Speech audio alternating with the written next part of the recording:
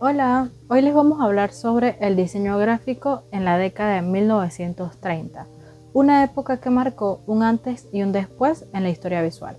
Para entender esa transformación, primero tenemos que regresar a un contexto clave. Todo comenzó en 1929 y sus efectos se extendieron a la década de 1930. Fue un periodo en el que millones de personas perdieron empleo, empresas cerraron y las economías del mundo estaban al borde del colapso. Uno pensaría que en momentos así el diseño gráfico perdería importancia, pero ocurrió todo lo contrario. En plena crisis, el diseño se convirtió en una herramienta esencial para que las empresas pudieran sobrevivir, atraer clientes y comunicar mensajes claros en medio del caos. Y esta crisis, que fue el inicio del cambio para el diseño gráfico, es conocida como la Gran Depresión. Pero, ¿cómo cambió esta crisis al diseño gráfico? Antes de la crisis, el diseño gráfico tenía un papel más decorativo, centrado en la estética, pero en los años 30 el propósito cambió radicalmente. El diseño comenzó a enfocarse en informar, persuadir y vender. La publicidad se volvió más directa, más emocional y más estratégica. Las marcas no tenían muchos recursos, así que necesitaban diseños claros, simples y funcionales. Por esta razón, el cartel publicitario se volvió uno de los medios más importantes de la comunicación en esa década.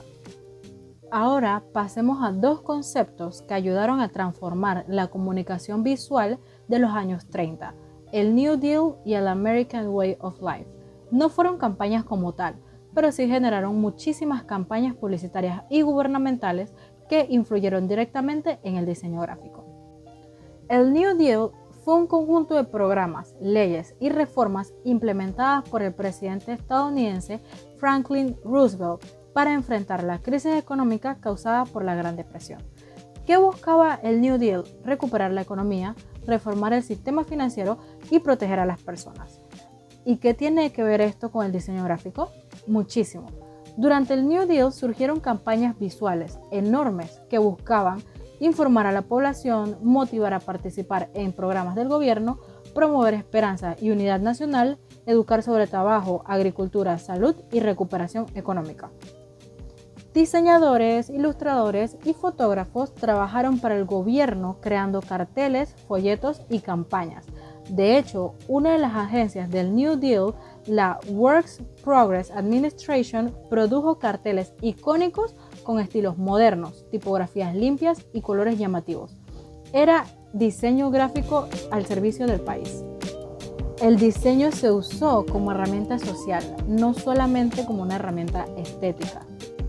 El American Way of Life es un concepto cultural que se hizo muy popular en los años 30 y 40.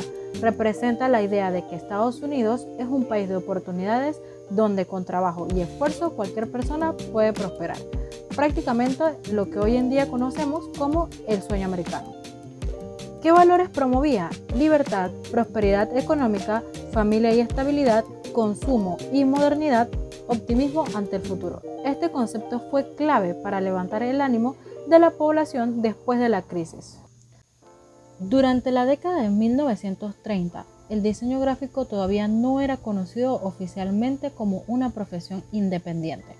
Antes de esa época, las tareas que hoy llamamos diseño gráfico las realizaban artistas, ilustradores, tipógrafos o publicistas, pero no existía una carrera o título formal de diseñador gráfico. Se veía más como un oficio dentro del arte comercial o la publicidad. Fue en los años 30 cuando comenzó a profesionalizarse gracias a las escuelas de arte y diseño influenciadas por la Bauhaus, que enseñaban principios de composición, tipografía y funcionalidad visual. También la creación de estudios y agencias dedicados exclusivamente al diseño visual, algo que antes no era común. La Bauhaus, que fue la primera escuela que unió arte, diseño, industria y funcionalidad, algo totalmente innovador para la época, fue la primera en enseñar diseño de manera moderna, la escuela que inspiró lo que hoy llamamos diseño gráfico. La Bauhaus original, fundada en 1919 en Weimar, Alemania, dejó de existir en 1930. La razón fue el partido nazi que llegó al poder en Alemania y consideró que las ideas de la Bauhaus eran demasiado modernas y liberales. La escuela promovía valores como la libertad creativa, la igualdad social y la colaboración entre arte e industria, lo que chocaba con la ideología del régimen. Por esa razón, la escuela fue cerrada definitivamente en 1933. Pero su legado no desapareció. Muchos de sus profesores emigraron a otros países, especialmente a Estados Unidos, y fundaron nuevas instituciones que continuaron sus ideas. El ejemplo más importante es The New Bauhaus, fundada en Chicago en 1937 por Laszlo, un ex profesor de la Bauhaus. Durante la década de 1930, la ilustración y la animación alcanzaron un gran auge gracias al avance tecnológico, el crecimiento del cine, la publicidad y las revistas. Ambas disciplinas se convirtieron en herramientas visuales clave del diseño gráfico, usadas para contar historias, vender productos y transmitir emociones. Antes de la fotografía a color masiva, la ilustración era el recurso más usado por los diseñadores. Los ilustradores creaban carteles publicitarios, portadas de revistas, empaques y afiches de cine, aportando estilo, glamour y dinamismo.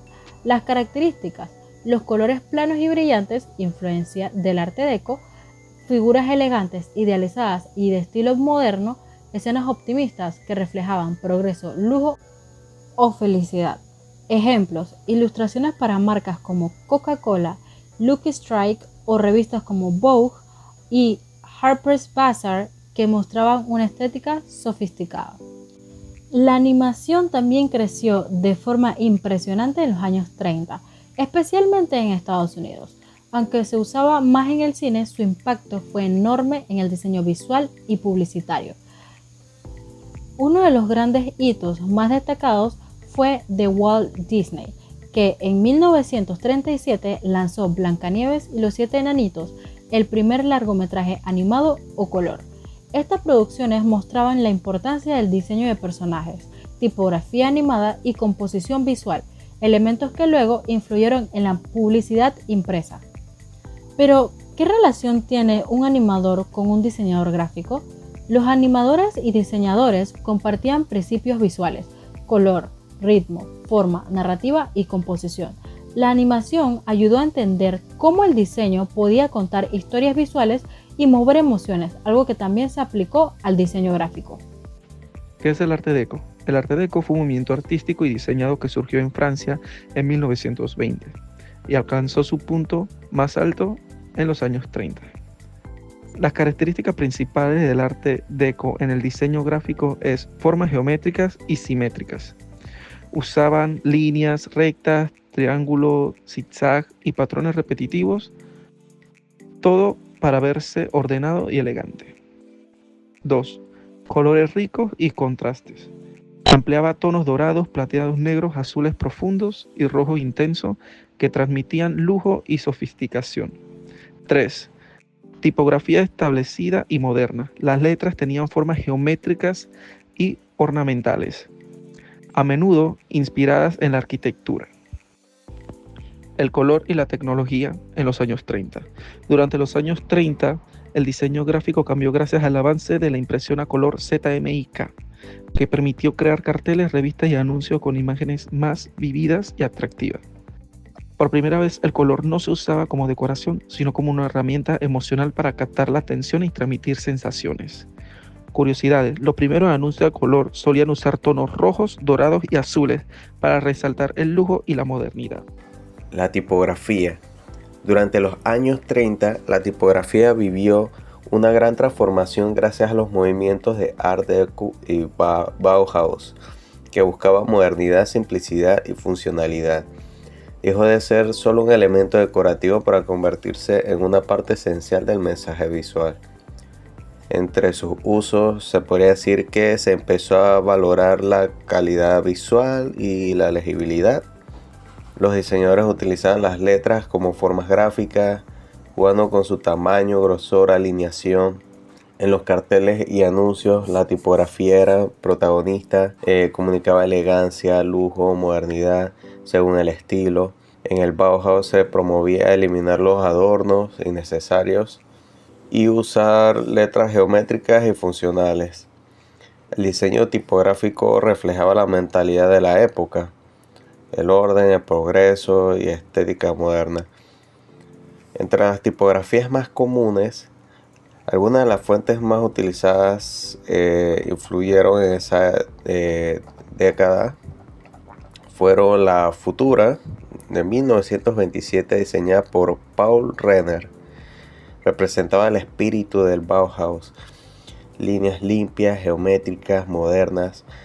Fue muy usada en publicidad, revistas y señalizaciones. También está Gill Sans de 1928, diseñada por Eric Gill, popular en Inglaterra. Transmitía claridad, elegancia, muy usada en carteles de transporte público. Broadway, 1927, típico estilo de Art Deco también.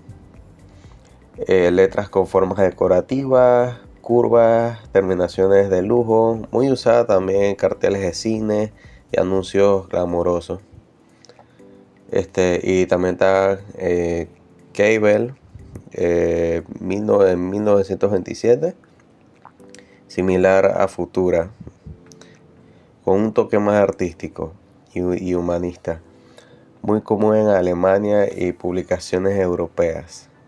Una curiosidad de todo esto es que en esa época los diseñadores también experimentaban con tipografías hechas a mano, especialmente en carteles y en portadas de revistas, para lograr un estilo más original y artístico. Ahora tocaremos un pequeño subtema que sería la influencia del Bauhaus en la tipografía. La tipografía Bauhaus nació dentro de la Escuela de Arte y Diseño Bauhaus, fundada en 1919 en Alemania por Walter Gropius. ¿Cuál fue su propósito? Unir el arte con la funcionalidad, rompiendo los estilos decorativos del pasado, en lugar de ver la tipografía solo como una estética. La Bauhaus la concibió como una herramienta de comunicación clara, moderna y universal. Uno de los diseñadores más importantes fue Herbert Bayer, quien creó en 1925 la tipografía universal, un alfabeto experimental que eliminaba la mayúscula y reducía las formas de líneas y figuras geométricas básicas como el círculo, cuadrado, triángulo.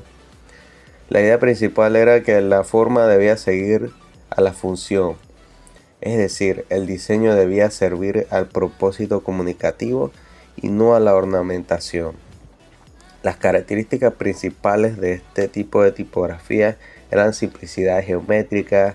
Las letras se construyen con formas básicas, círculos, líneas rectas o ángulos.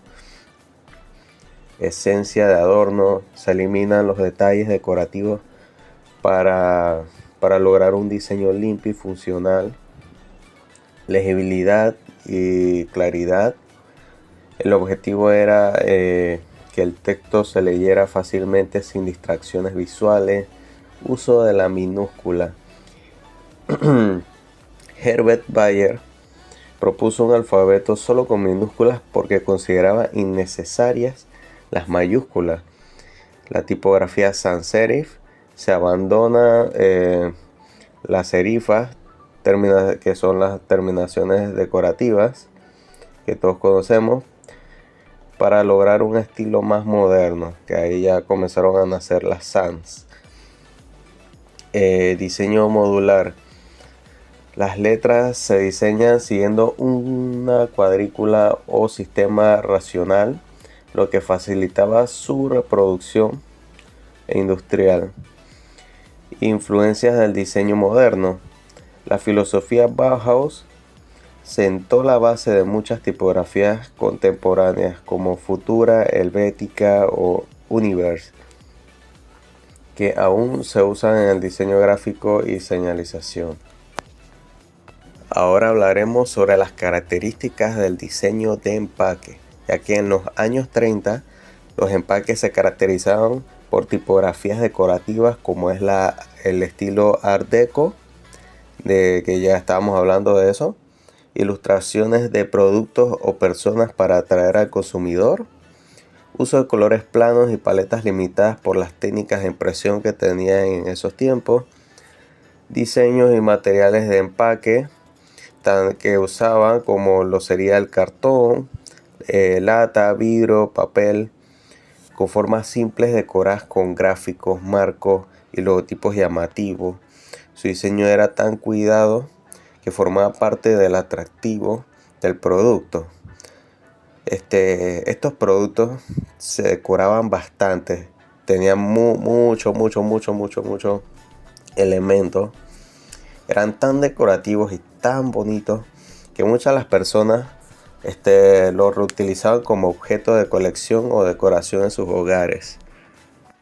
La identidad de marca. Durante los años 30, el mundo del diseño dio un gran paso. Por primera vez, las empresas comenzaron a preocuparse no solo por vender un producto, sino por crear una imagen visual y coherente que las representa.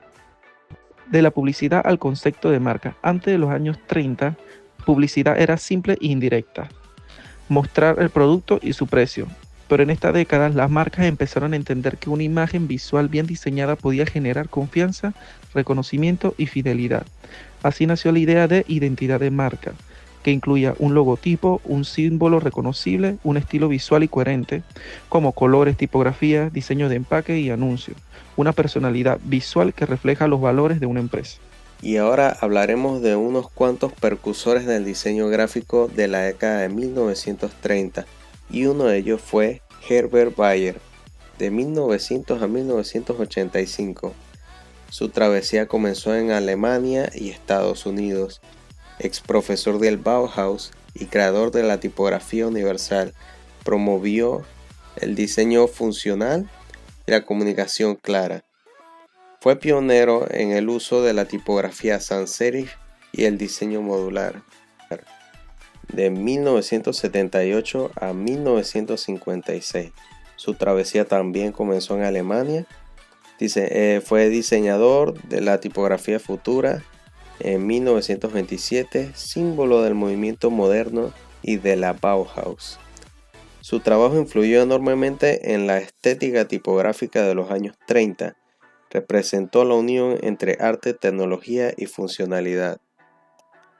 A.M. Cassandre, de 1901 a 1968. Comenzó en Francia, famoso por sus carteles Art Deco para marcas como Dubonnet y Normandie. Integró tipografías e imagen en una sola composición moderna, y su estilo geométrico y elegante definió la publicidad de los años 30. En este segmento tenemos a Laszlo Molinari, de 1895 hasta 1946. Comenzó en Hungría y Estados Unidos. Fue profesor de la Bauhaus y promovió la relación entre diseño, fotografía y tecnología. Fundó The New Bauhaus en Chicago en 1937. Defendía que el diseño debía adaptarse a la era industrial y visual. Lister Biel, de 1903 a 1969, estadounidense, uno de los primeros diseñadores estadounidenses reconocidos, introdujo los principios del diseño moderno, influenciado por el Bauhaus y el constructivismo en Estados Unidos. Conocido por sus carteles para la Rural Electrification Administration, que mezclaban simplicidad, color y mensaje social. Y aquí para mostrar tenemos de los flyers más conocidos a lo largo de la historia.